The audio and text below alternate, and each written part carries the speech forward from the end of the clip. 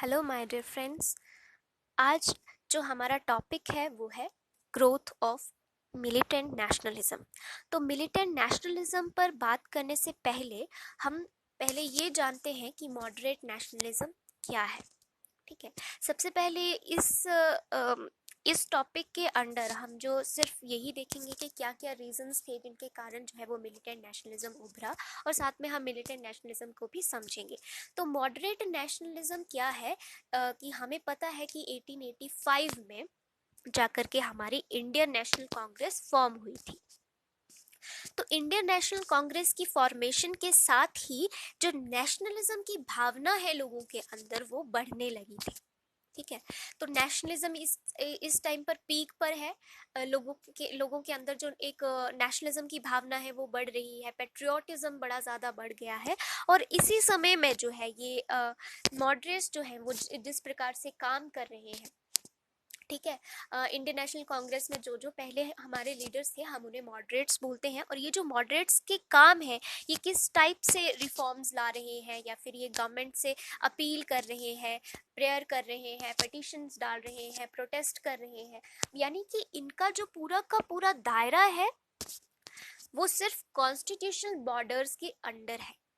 यानी कि इस समय में क्या हो रहा था कि जो मॉडरेट्स थे वो सिर्फ कॉन्स्टिट्यूशनल बॉर्डर के अंडर रह कर के ही ये जो है सारे के सारे काम जो है वो कर रहे हैं, अपनी डिमांड्स रख रहे हैं, या फिर जो गवर्नमेंट नई नई पॉलिसीज लेकर के आ रही है उनके अगेंस्ट काम कर रहे हैं। ठीक है। तो वो अपनी एजिटेशन इस वे में दिखा रहे हैं। पर जो एक्सट्रीमिस्ट हैं वो इस समय में क्या सोचते हैं, ठीक है, वो क्या चाहते हैं, वो एक्चुअली बिकॉज वो थोड़े फ्रस्ट्रेशन जो की भावना जो है वो उनके अंदर आ चुकी है, क्योंकि जो मॉडरेट्स हैं उनके जो कार्य करने के तरीके हैं वो उतने ज़्यादा परफेक्ट नहीं है। यानी कि उनके तरीकों से जो है वो आउटकम्स नहीं निकल के आ रहे हैं। तो इस समय में जो ये हमारे एक्सट्रीमिस्ट जो ग्रुप है जो आईएनसी में इस समय में मौजूद था, ये ग्रुप क्या करता था, ये कॉन्स्टिट्यूशनल बॉर्डर के बाहर जाकर के काम करता था। यानी कि ये लोग क्या कर रहे थे, ये स्ट्राइक्स कर रहे थे, बायकॉट कर रहे थे। ठीक है। ये टैक्स पे नहीं कर रहे थे टाइमली, यानी कि गवर्नमेंट के खिलाफ ये जो इस प्रकार से ये एजिटेशन जो है वो शो कर रहे थे।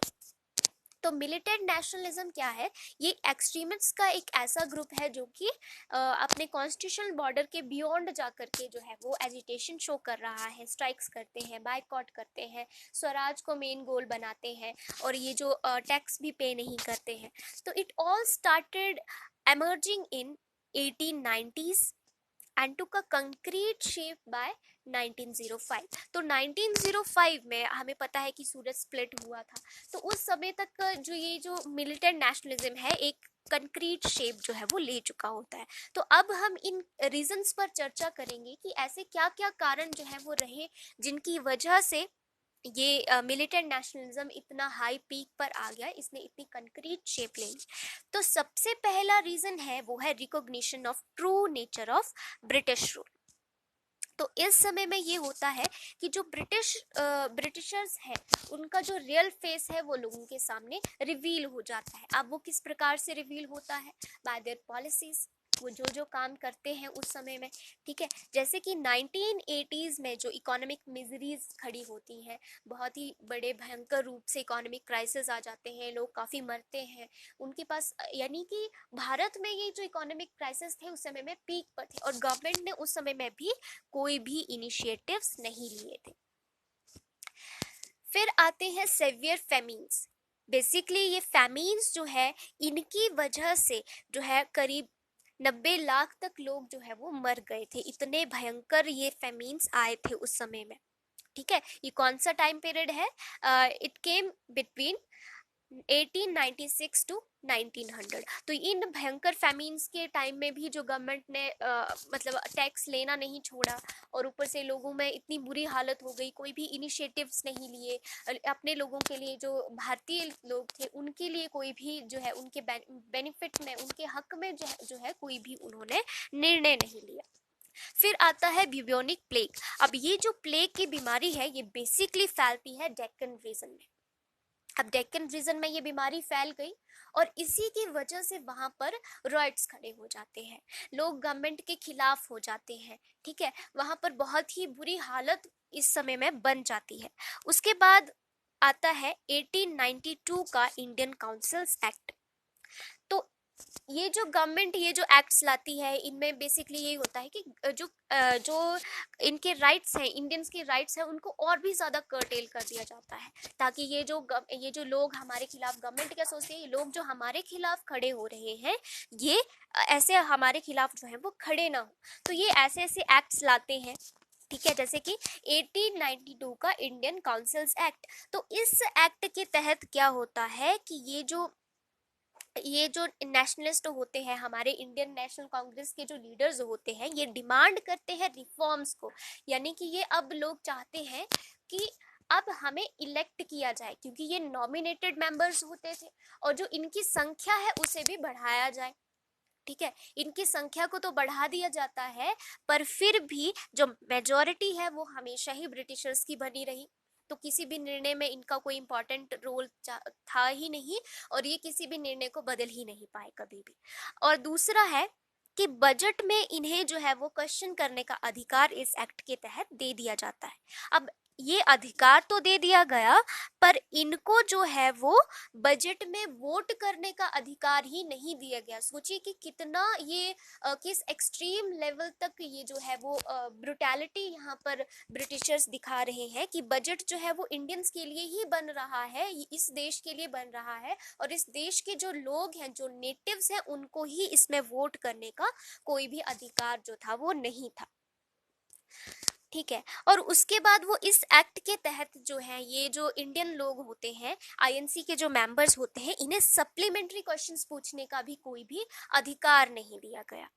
ठीक है, तो जैसे कि यहाँ पर जो है वो मेंबर्स भी इंक्रीज किए गए, पर फिर भी जो मेजोरिटी है वो ब्रिटिशर्स की ही बनी रही। ओके, फिर आता है 1897। 1897 में तो ये जो है वो बहुत ही एक्सट्रीम लेवल तक इनकी जो है वो ब्रुटैलिटी चली जाती है। ये क्या करते हैं, नाटू ब्रदर्स को जो है वो डिपोर्टेड कर देते हैं विदाउट एनी ट्रायल, और जो बाल गंगाधर तिलक हैं उन्हें भी इम्प्रिजन कर लेते हैं under the charges of sedition. तो सेडिशन के अंडर ही इन्हें जो है वो आईपीसी सेक्शन 124 ए के तहत इन्हें भी जो है वो जेल में डाल दिया जाता है। क्यों जेल में डाल दिया जाता है? क्योंकि बाल गंगाधर तिलक के पीछे बहुत से मासेस जुड़ गए थे, बहुत से लोग जुड़ गए थे। इनके जो अखबार थे उनसे बहुत से लोग जुड़े हुए थे। ठीक है, इन्होंने बहुत से जो है वो फेस्टिवल चला दिए थे, और जो लोगों की भावनाएं थी वो इस चीज से जुड़ गई थी। तो इसीलिए इनको जो है वो ये जेल में डाल देते हैं, ताकि ये जो मासेस हैं ये जो है वो शांत हो जाए और ये इनसे जो है वो कट ऑफ हो जाए। ठीक है, नेक्स्ट जो रीजंस है वो है 1898 का IPC section 124 A was amplified with IPC section 156 ए। अब ये जो आईपीसी सेक्शन 124 ए है, ये होता है सेडिशन के लिए। ठीक है, और इसके साथ ही ये एक नया सेक्शन लेकर के भी आ जाते हैं 156 ए। ठीक है, तो इसी सेक्शन के तहत इन्होंने बाल गंगाधर तिलक को जो है वो इम्प्रिजन किया था, और इन सेक्शंस के तहत ये किसी भी नेशनलिस्ट को उठा करके ये जो है वो जेल में कभी भी डाल देते थे। और ये इनका यानी कि बिल्कुल बहुत ही ब्रुटैलिटी वाला एक सीन था, और बहुत ही इनको रिगरस पनिशमेंट्स जो है वो जेल में दी जाती थी। नेक्स्ट है 1899 में क्या होता है कि number of Indian members in Calcutta corporation were reduced. ठीक है, तो ये जो कैलकाटा कॉर्पोरेशन है, बेसिकली इसे क्या कहा जाता था, home of British empire in India. तो इनमें कैलकाटा कॉर्पोरेशन में इंडियन मेंबर्स की जो संख्या है वो कम कर देते हैं। इन 1904 आ जाता है ऑफिशियल सीक्रेट्स एक्ट। तो इस ऑफिशियल सीक्रेट्स एक्ट के तहत क्या होता है कि ये जो बेसिकली ये एक्ट जो है वो आया ही सिर्फ इसलिए होता है कि हम फ्रीडम ऑफ प्रेस को कर्टेल कर सकें। ठीक है। तो यानी कि उस समय में प्रेस जो है वो, मीडिया जो है वो बहुत ही अच्छा रोल प्ले कर रहा था। ठीक है, न्यूज़पेपर्स के जरिए जो है वो बहुत से बड़े बड़े जो लीडर्स हैं, नेशनलिस्ट हैं, वो मासेस से जुड़े हुए थे, लोगों से जुड़े हुए थे। वर्नैकुलर जो है वो न्यूज़पेपर्स चले हुए थे, काफ़ी लोकल लैंग्वेजेस में न्यूज़पेपर जो है वो पहुंच रहे थे लोगों तक, और लोगों का यही जरिया एक बन गया था कम्युनिकेशन का। ठीक है, लोगों में अवेयरनेस आ रही थी, तो ब्रिटिशर्स के लिए ये बहुत ज़्यादा ज़रूरी हो गया था कि फ्रीडम ऑफ प्रेस को अब कर्टेल कर दिया जाए, और वो इस एक्ट के तहत हो जाता है। फिर आता है 1904 में इंडियन यूनिवर्सिटीज एक्ट।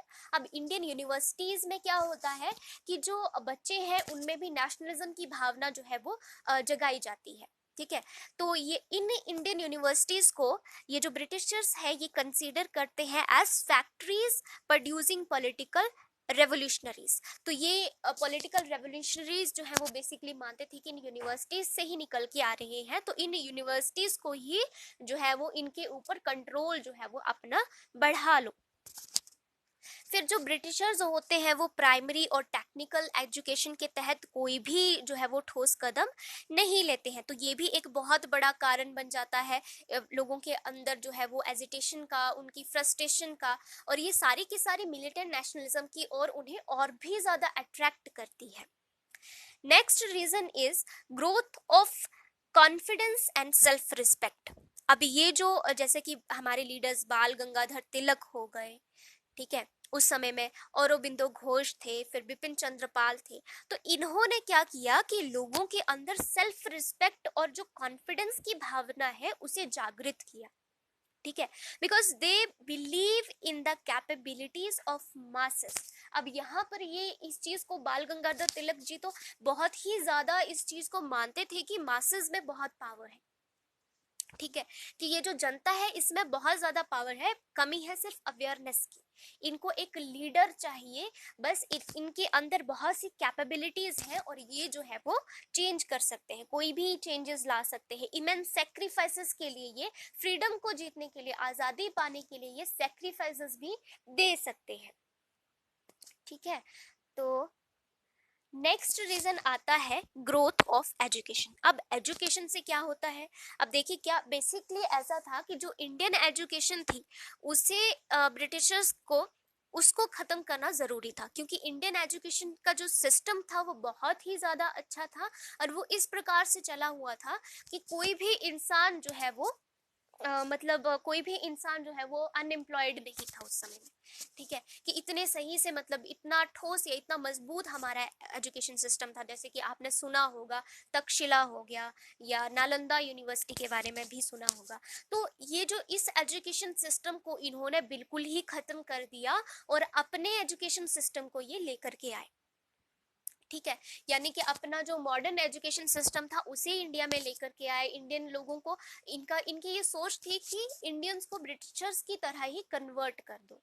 ठीक है, तो ये इंडियंस को वैसा ही पढ़ाने लगे, मतलब वैसी ही एजुकेशन सिस्टम जो है वो लेकर के आए, कुछ इंडियंस बाहर से भी पढ़ के आए। तो इस एजुकेशन सिस्टम की वजह से क्या हुआ कि लोगों के बीच में फ्रीडम के प्रति जो है वो अवेयरनेस जागी कि फ्रीडम क्या है। जब यहाँ के लोग जो है वो बाहर के देशों में पढ़ने गए तो उन्होंने कंपेयर किया सिचुएशंस को। ठीक है, उनके अंदर अवेयरनेस जागी। ठीक है, और एजुकेटेड जब इंसान हो गया तो उसके बाद में जब लोग एजुकेटेड होने लगे तो ये अनएम्प्लॉयमेंट भी इंक्रीज होने लगी। अनएम्प्लॉयमेंट इंक्रीज होने लगी, साथ में अंडर एम्प्लॉयमेंट भी बढ़ने लगी। ठीक है, अंडर एम्प्लॉयमेंट भी बढ़ने लगी और जो हमारी इकोनॉमी है वो और भी ज्यादा अंडर डेवलप्ड होने लगी। लोगों के बीच में अवेयरनेस आ गई कि ये तो हमारी ड्रेन ऑफ वेल्थ है, ये जो ब्रिटिशर्स कर रहे हैं ये हमारी वेल्थ को लेकर के जा रहे हैं, यहाँ से प्रॉफिट कमा रहे हैं और कुछ भी यहाँ पर इन्वेस्ट नहीं कर रहे हैं। तो उस वजह से भी ये जो मिलिटेंट नेशनलिज्म है ये बढ़ने लगा।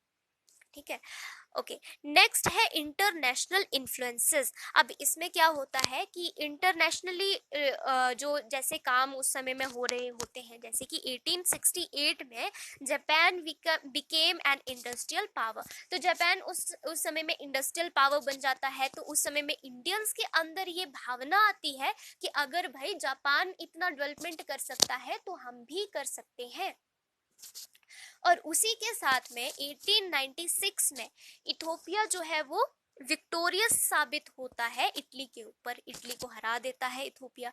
और ये जो है एक बहुत बड़ा बदलाव ला देती है सोच में, इस सोच में कि यूरोपियंस को कोई हरा नहीं सकता, क्योंकि इटली एक यूरोपियन नेशन है और इस यूरोपियन नेशन को एक अफ्रीकन नेशन ने इस समय में हरा दिया था।